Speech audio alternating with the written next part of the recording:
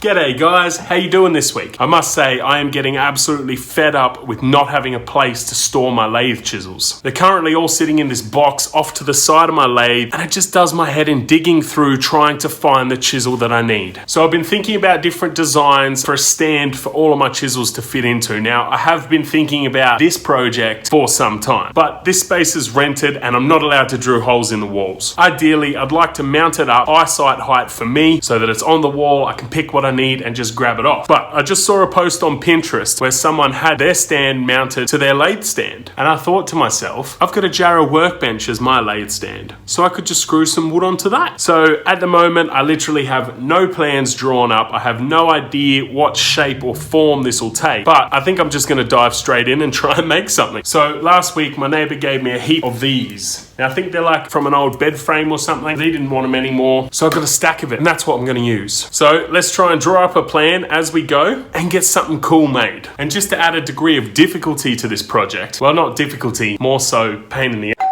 My little boy's asleep, so I can't use my drop saw. So I'm gonna have to cut all these lengths by hand. The joys of children. Oh, and just before I go, one last thing to mention. I'm filming this directly on the back of last week's video. So I've just finished the lidded pot and now I'm going into this. As a result of that, there are wood shavings everywhere and I'm not gonna clean them up to then have to clean up any mess I make from this project. I'd rather just clean it all up together. So don't judge, but there is crap everywhere.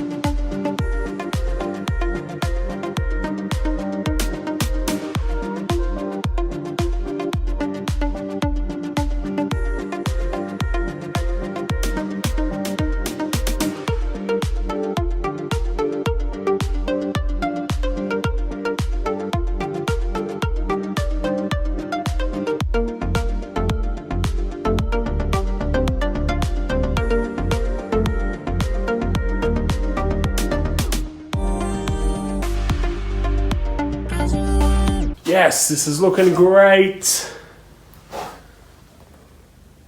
Oh no.